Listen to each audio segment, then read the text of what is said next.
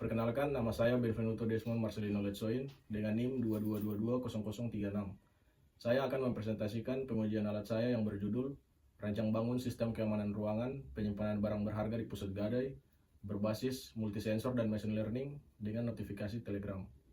Sebelum saya mempresentasikan pengujian alat saya akan menjelaskan tiap komponen yang sudah dirancang pada alat saya. Ya, yang pertama di sini ada sensor PIR yang berfungsi untuk mendeteksi pergerakan objek berdasarkan panas tubuh. Di sini ada LCD. LCD berfungsi untuk menampilkan tulisan dan angka. Berikutnya ada RFID yang berfungsi untuk sistem akses masuk ruangan dengan menggunakan tag RFID yang di dalamnya sudah ada kode unik yang dirancang. Berikutnya ada sensor getar.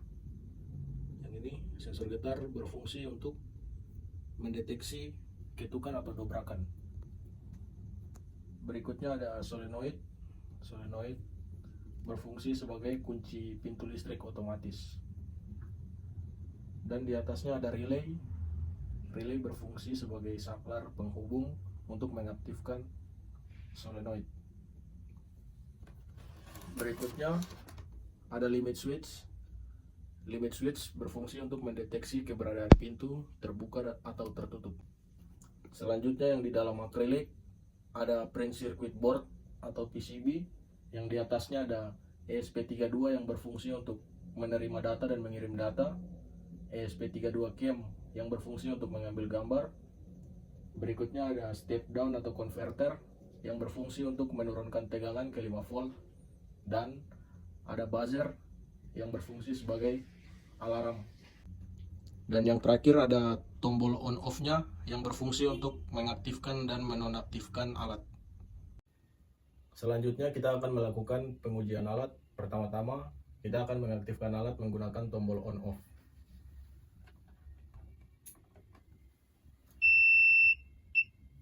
Jika alat sudah aktif, buzzer akan berbunyi dan LCD menampilkan P sebagai sensor PIR, L sebagai limit switch, dan V sebagai sensor getar, dan D sebagai status bahwa jaringannya belum tersambung ke jaringan WiFi.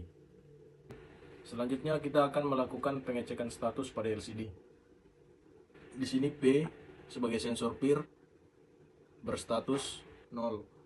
Berarti sensor mendeteksi tidak adanya pergerakan di dekat pintu. Dan jika berubah menjadi 1, berarti sensor mendeteksi adanya pergerakan di dekat pintu. Selanjutnya L sebagai limit switch. Jika 0, berarti sensor mendeteksi pintu tertutup. Sekarang kita coba untuk membuka pintu. Jika terbuka, status akan berubah menjadi 1.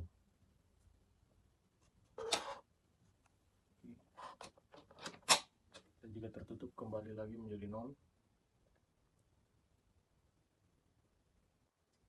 Berikutnya kita tes sensor getarnya. Sensor getar akan mendeteksi ketukan dan dobrakan.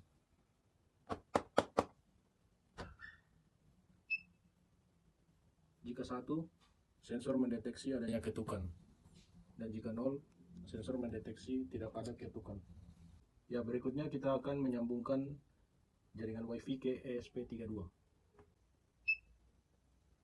Jika jaringan WiFi sudah tersambung ke ESP32, maka status pada LCD-nya yaitu C atau connect. Dan pada Telegram akan mengirim notifikasi bahwa ESP32 sudah tersambung dengan jaringan WiFi. Selanjutnya kita akan melakukan tes masuk menggunakan tag RFID.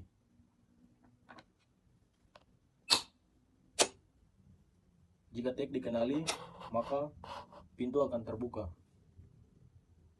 dan akan mengirim gambar ke Telegram. Gambar terkirim dengan notifikasi pintu terbuka. Berikutnya kita akan mengetes dengan tag RFID yang tidak dikenali.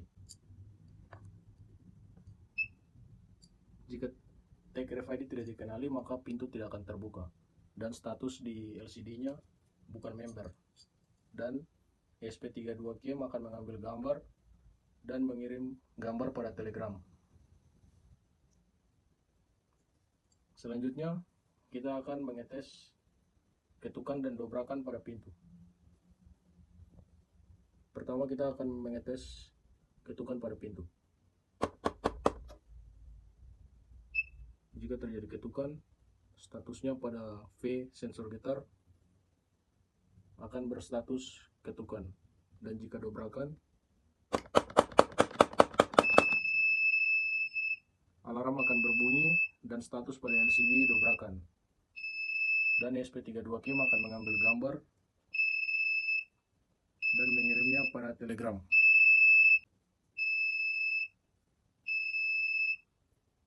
Gambar telah dikirim pada Telegram dengan notifikasi terjadi pendobrakan. Jika kita ingin mematikan buzzernya, kita akan mengetik silent.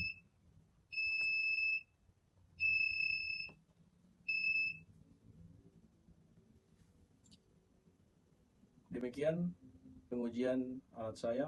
Sekian dan terima kasih.